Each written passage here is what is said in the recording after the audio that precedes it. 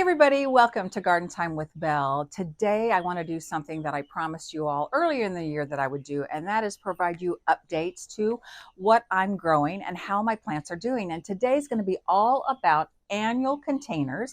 So we're going to take a walk around the property and take a look at all my pots and hanging baskets and see how they're doing. They've been in these containers for nearly 2 months now, so they've had plenty of time to fill in, and there are going to be some hits and some misses.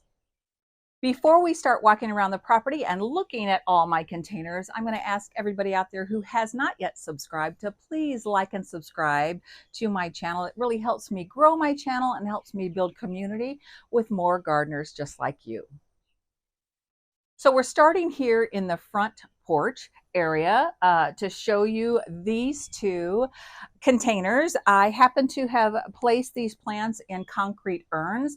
I did splurge and ordered some unique stone urns. I've had these for several years now. And actually, the reason why I purchased the concrete urns for this location is we have big high winds out here in the country. They just roll over our hills. And I used to have some containers out here that would actually tip over in super high winds. So concrete is the way to go if you want to keep your plants safe and in place. But I was just going to show you, I have to lift up the coleus, what it looks like. So anyhow, yeah, so come in here and I'll show you what we've got. So we've got this beautiful trailing coleus with these small little leaves, and I could not be happier with how it's just so full and bright and cheerful, and it's doing exactly what I wanted it to. But here's the miss. So if you want to come in really close and take a look at, this is a Surefire Rose Begonia, a Proven Winners variety. And while it's pretty, it is a miss, in my opinion, in this location, because this is supposed to get up to 2 feet tall and a foot wide. And I would say that might be 8 inches tall, not 24 inches tall. And my idea in designing this little planting was I wanted my Surefire Rose Begonia to be lush and full and way up high, and then have the coleus spill over. Here it is on the other side. It is a lovely little plant if you get in really close. I mean, it's just so pretty. So it's not that I don't like it in terms of it being pretty. It just didn't perform the way it's advertised. It's advertised as a sun or shade plant, and people rave about it. But in this west-facing location that really only gets maybe an hour of sun a day when the sun is really, really low in the sky, because this is a fairly deep porch, I think probably it's just right plant, wrong place. So I'm going to try to grow it next year, but I'm going to give it more sun in a different location, and we'll see how it does.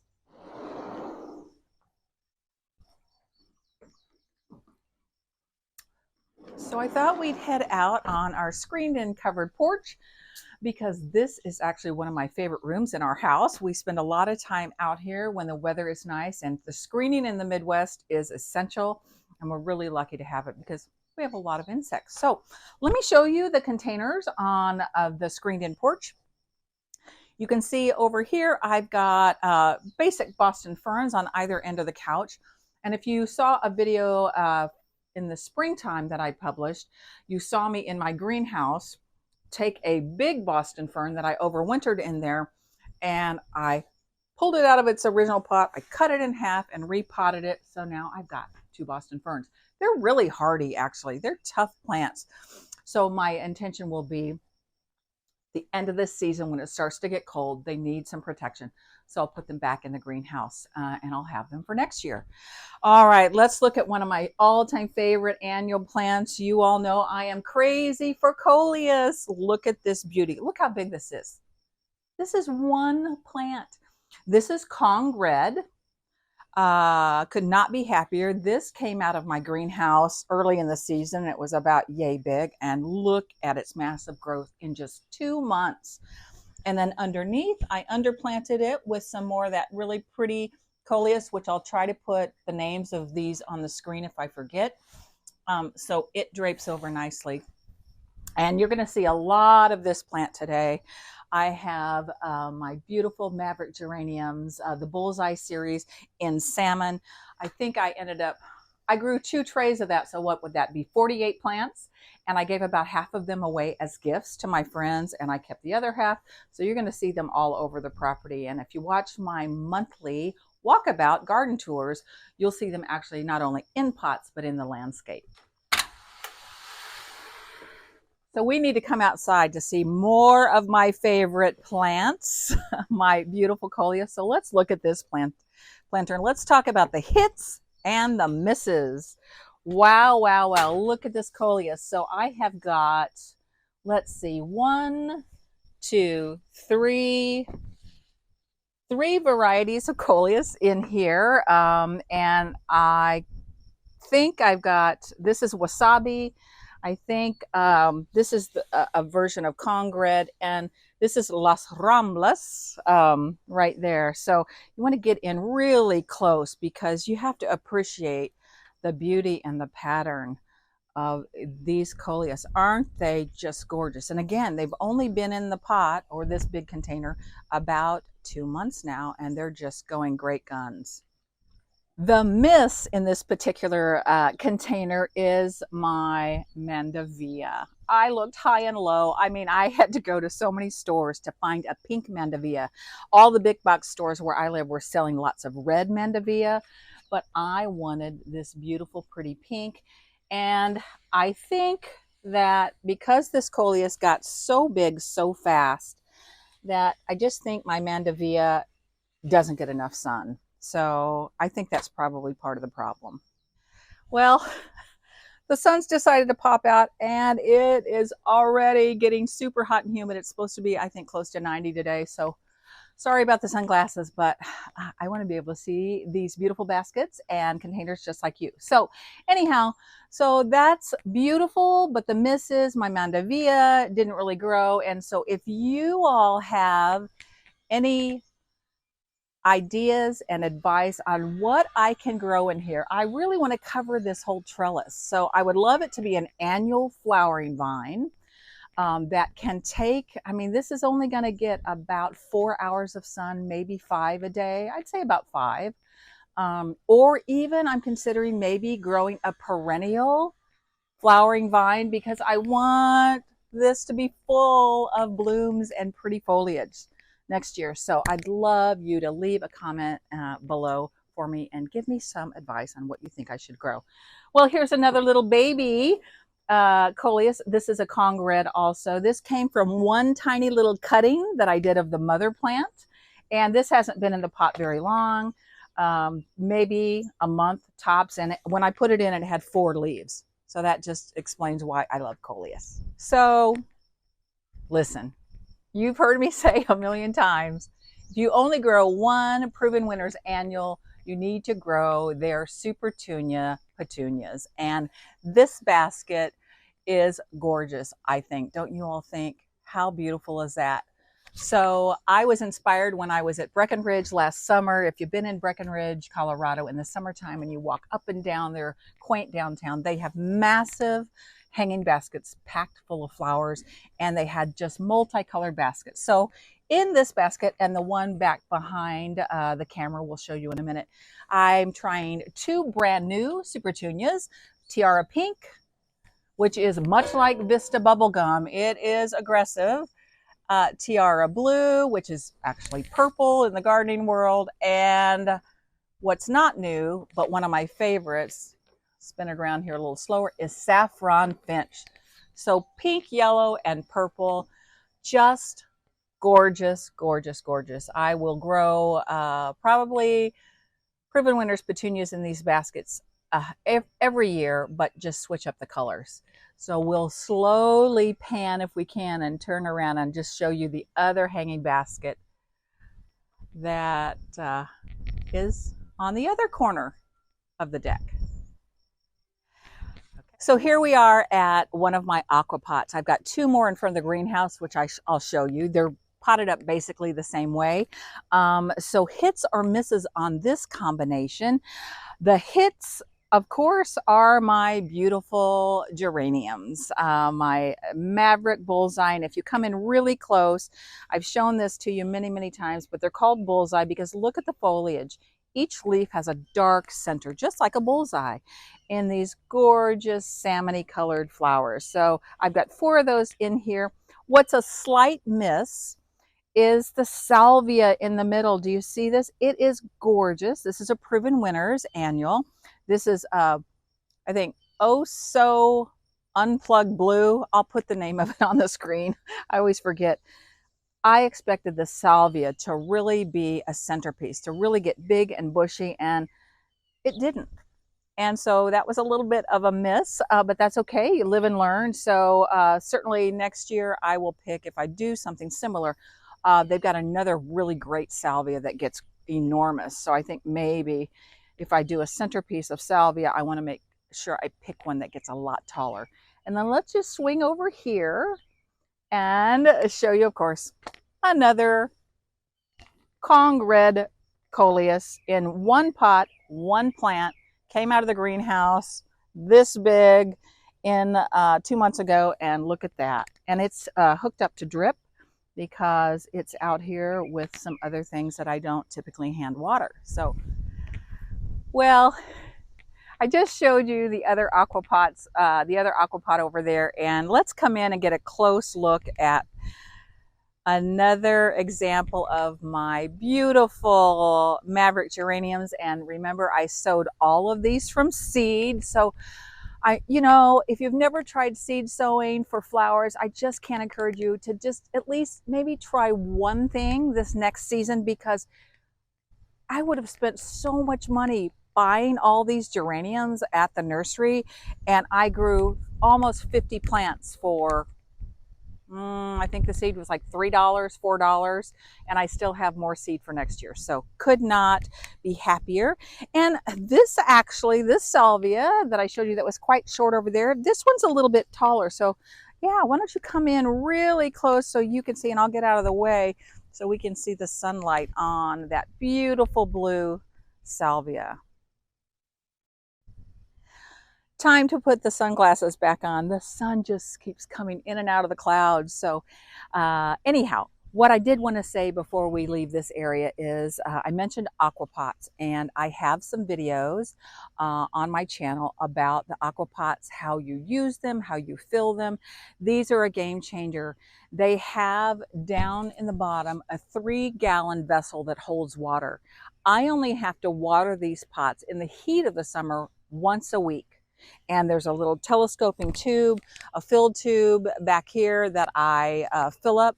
But again, maybe once a week tops, and as many times as I can get self-watering containers, I'm going to do it, because I am not fond of hand watering all of my pots. So this saves me a lot of hassle, where up on the deck, when we saw the big beautiful super petunias in the hanging baskets up high, I do hand water those, and in the heat of summer I have to hand water those every single day.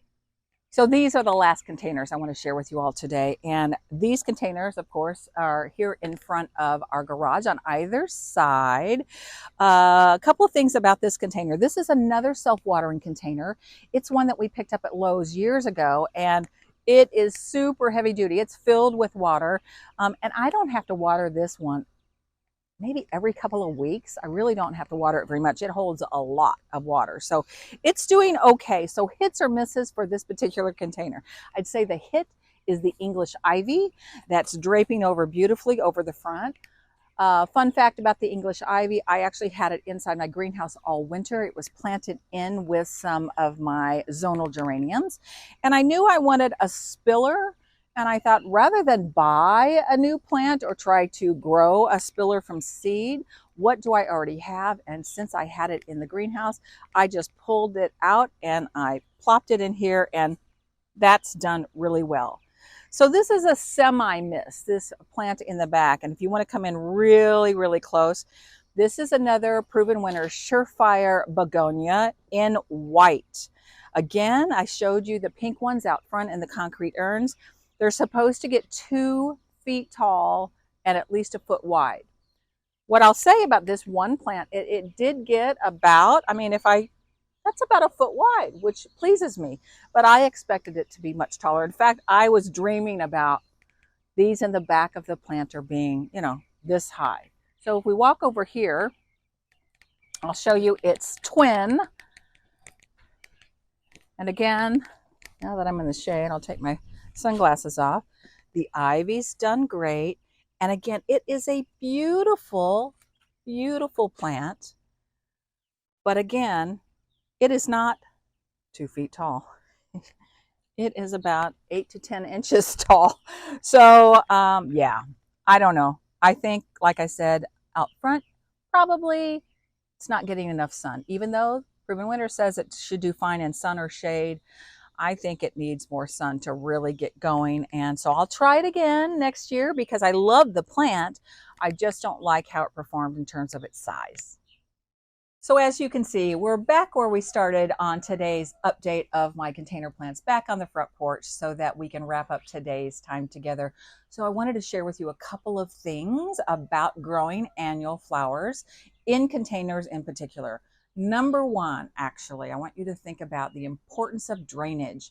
When you are growing anything in a pot, container, hanging basket, you want the proper soil, the proper drainage. They really need to drain. You don't want to get your plants super waterlogged. And actually, a lot of gardeners don't realize, but the majority of your plants will die from overwatering or sitting in too much water for too long. So proper drainage is number one. Number two, I would say, would be to fertilize. Annuals only live a few months, depending upon your growing zone. For me, I'll get beauty out of these for about 5 months. So they have to get growing fast. They have to maintain their beauty. They have to pump out flowers and leaves continually in a very short period of time. And then they're done forever. So that's why fertilizing is critical. So I have always used 2 things when I first plant my annuals.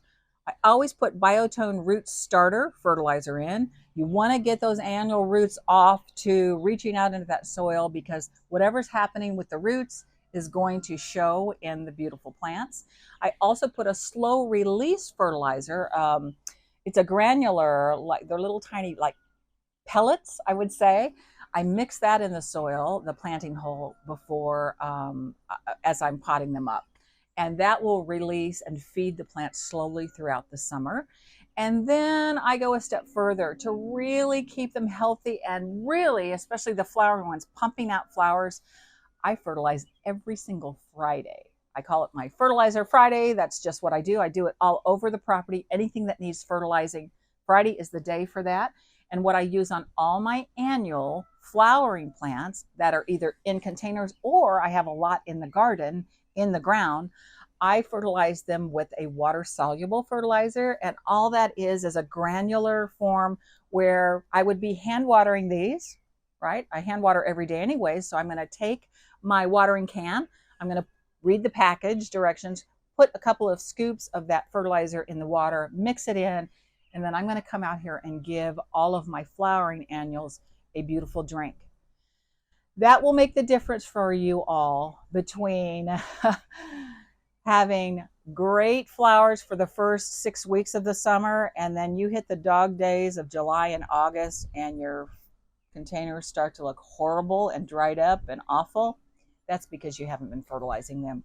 When they're going to work this hard to give you this much flower power, you have to feed them on a regular basis. So I hope you'll be encouraged to consider trying to make sure you're fertilizing your annual flowers on a regular basis.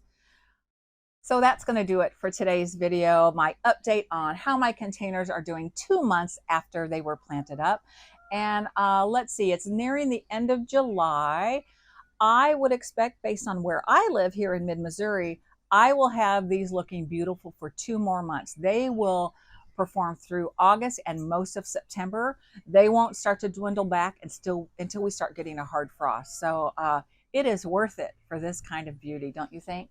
So anyhow, I'd love to hear from you all. What are some of your favorite things to grow in containers? What are your favorite combinations of plants that you like to grow in your pots and containers in your own garden? Love to hear from you. So leave some comments in the below the description and let me know how things are going in your garden. Until next time, I'm going to be wishing you all happy gardening.